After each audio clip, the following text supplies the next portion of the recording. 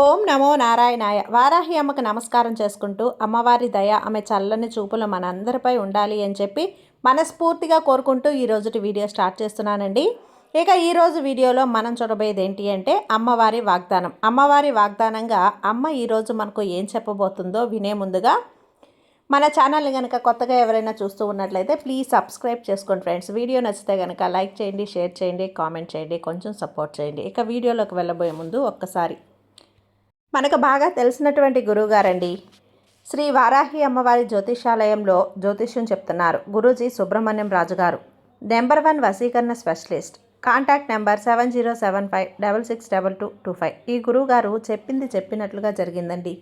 భార్యాభర్తల మధ్య ఎలాంటి గొడవలున్నా, విదేశీ ప్రయాణం ఆలస్యం అవుతూ ఉన్నా, ప్రేమ, పెళ్లి, సంతానం లేకపోవటం, కోర్టు సమస్యలు, గృహము మరియు కుటుంబ సమస్యలు, ధనం నిలకడగా లేకపోవటం, నమ్మిన వ్యక్తి మోసం చేయటం, స్త్రీలకు పురుషులకు సంబంధించిన గుప్త సమస్యలు ఎటువంటివైనా సరే 2 రోజుల్లో పరిష్కారం అవుతాయి. మీరు ఎంతోమంది దగ్గర జ్యోతిష్యం చెప్పించుకొని పరిష్కారాలు చేయించుకొని నిరాశ చెంది ఉన్నట్లయితే ఒక్కసారి ఆదికొండ దేవతలైన కోయరాజు గారికి ఒక్కసారి కాల్ చేయండి. కోయ గురూజీ గారు కొండదేవత పూజారి సుబ్రహ్మణ్యం రాజు గారు.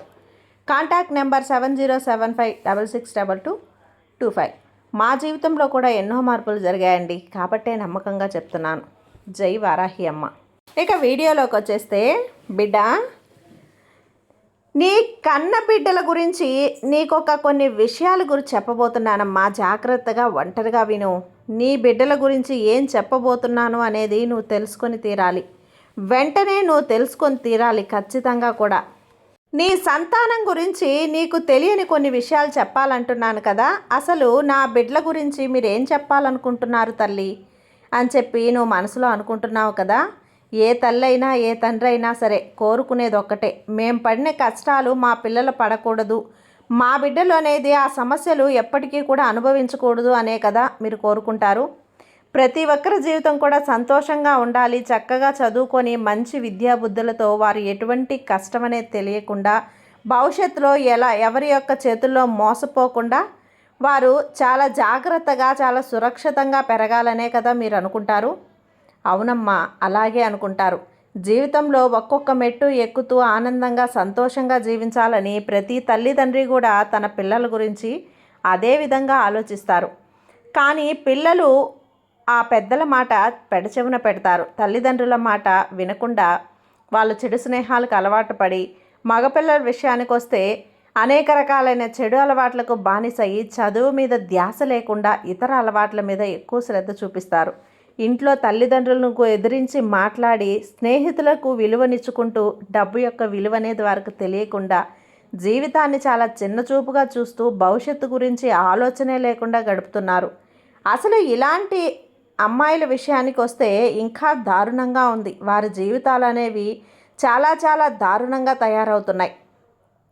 చిన్నతనంలోనే ఆడపిల్లల భవిష్యత్తును గమనించినట్లయితే సాంప్రదాయం పద్ధతి అనేది ఇంట్లో నుంచి బయటకు వెళ్ళేటప్పుడు ఎవరికన్నా తోడిచ్చి పంపటం, అలాగే ఇంటి నుంచి తల దించుకొని వెళ్ళి అలాగే బయట ఇంటి నుంచి వచ్చేటప్పటికి తల దించుకొని రావాలి. మధ్యలో ఎవరైనా అబ్బాయిలు కనిపిస్తే మాట్లాడకూడదు, పరాయి వాళ్ళ దగ్గరికి వెళ్ళకూడదు, సాయంత్రం 6 దాటిన తర్వాత ఇంటి గడప బయట పెట్టకూడదు, ఇంటి గడప బయట అడుగు పెట్టకూడదు అని చెప్పి చాలా నియమాలతో ఇంతకుముందు రోజుల్లో ఉండేవి.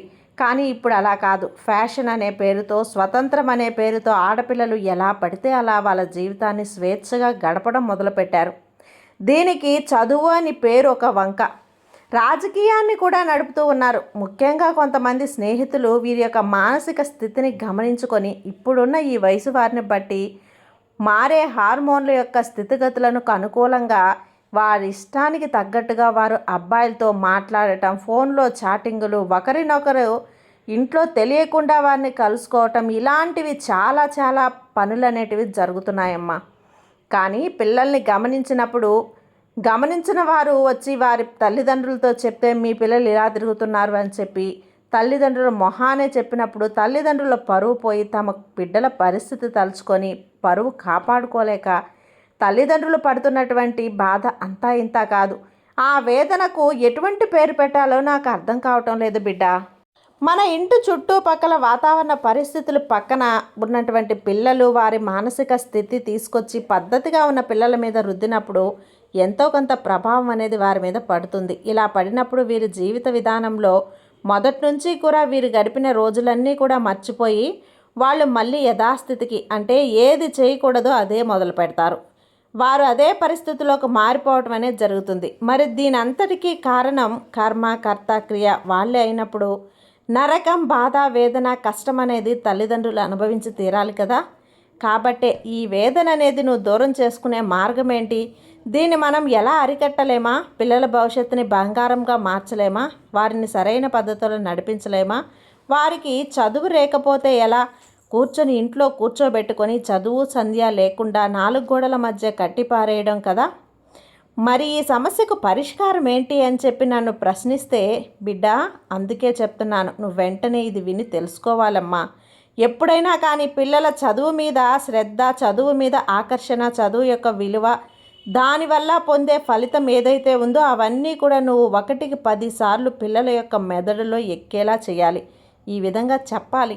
అలా చెప్పడం మాత్రమే కాదు, వారికి ప్రతిరోజు ఇచ్చే హోంవర్క్ అనేది ఎంతవరకు చేస్తున్నారు, ఎంతవరకు చదువుతున్నారు, క్లాస్లో వారి యొక్క పద్ధతి ఎలా ఉంది, పక్కన పిల్లలతో ఏ విధంగా నడుచుకుంటున్నారు అనేది ప్రతి నెల కూడా స్కూల్కు వెళ్ళి నువ్వు తెలుసుకునే ప్రయత్నం అయితే చెయ్యి.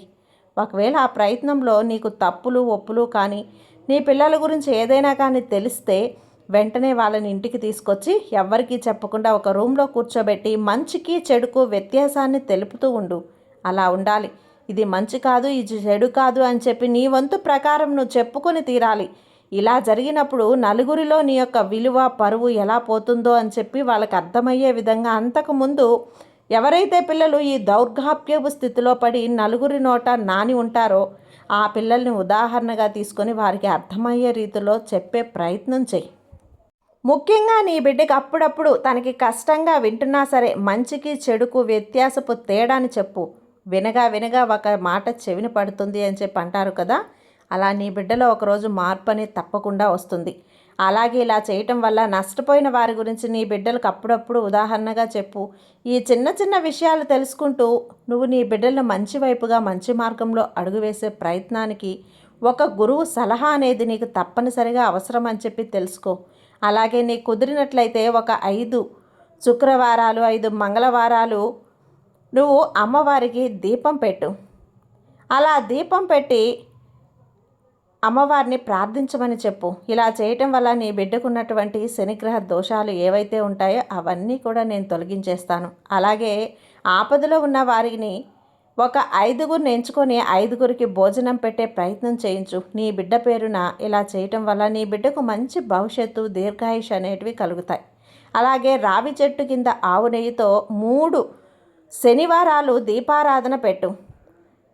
అలా చేసే ప్రయత్నం చేయి. ఇలా చేయటం వల్ల తన జీవితంలో, తన జాతకంలో గురుబలం, శుక్రబలం పెరిగి తను మంచి వైపు అడుగు వేసి తన జీవితంలో ఏదైతే లక్ష్యం ఉందో ఆ లక్ష్యం అనేది అందుకునే వరకు కూడా కష్టపడాలి అని చెప్పి ఆ గురు శుక్ర బలాలే తోడయ్యి అందులో సక్సెస్ అనేది సాధిస్తారు. అలాగే నీ బిడ్డ భవిష్యత్తు ఇంకా బంగారంలా మారటం కోసం ఎప్పుడైనా కానీ శివాలయానికి వెళ్ళినప్పుడు తన చేతుల మీదుగా శివుడికి అభిషేకం చేయించే ప్రయత్నం చేయి. ఈ విధంగా చేయడం వల్ల అన్ని స్థితిగతులు మార్చగలిగే శక్తి ఆ ఈశ్వరుడికే ఉందమ్మా. ఏ గ్రహాన్నైనా కూడా అనుకూలంగా మార్చగలిగే శక్తి ఆ పరమేశ్వరుడికి ఉంది. కాబట్టి ఈ యొక్క ఈశ్వరుని అనుగ్రహంతో నీ బిడ్డ స్థితిగతుల్లో మార్పు రావటమే కాకుండా తన జీవితం అంతా బంగారంలా మారుతుంది. ఈ విషయాన్ని గుర్తుపెట్టుకో. ప్రతిరోజు కూడా నీ బిడ్డకి మంచికి చెడుకు వ్యత్యాసాన్ని తెలుపుతూ భక్తి వైపు తను అడుగు వేయటానికి నీ వంతు సహాయం నువ్వు చేసే ప్రయత్నం చేయి. ఎప్పుడైతే భక్తి అనేది తనలో జొరబడుతుందో అప్పటి నుంచి తనలో మంచితనం పెరుగుతుంది. చెడుకు మంచికి వ్యత్యాసం అనేది తెలుస్తుంది. ఏది మంచి, ఏది తప్పుడు దారి అనే తేడాని ఖచ్చితంగా తెలుసుకుంటాడు. తల్లిదండ్రుల యొక్క విలువను తెలుసుకుంటాడు. చదువు యొక్క విలువను తెలుసుకుంటాడు. తీరా ఇవన్నీ తెలుసుకున్న తర్వాత తన జీవితంలో ఒక అద్భుతం అనేది జరుగుతుంది.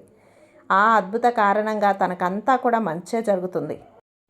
ఈ తల్లిని నమ్మి నేను చెప్పే ఈ వాగ్దానాన్ని నువ్వు విన్న తర్వాత నేను చెప్పిన ఈ మాటలన్నీ కూడా నీ బిడ్డలకి, నీ కుటుంబానికి, నీ సంతానానికి, నీ కుటుంబ సభ్యులకు చెప్పు. నీ సంతానం ఎప్పుడు క్షేమంగా, ఆరోగ్యంగా, చాలా సంతోషంగా ఉంటుందమ్మా. ఈ తల్లి ఆశీర్వాదం ఎప్పుడూ కూడా నీ కుటుంబంపై ఎల్లవేళలా ఉంటుంది. నిన్ను, నీ కుటుంబాన్ని ఎల్లవేళలా ఈ తల్లి రక్షిస్తూ ఉంటుంది.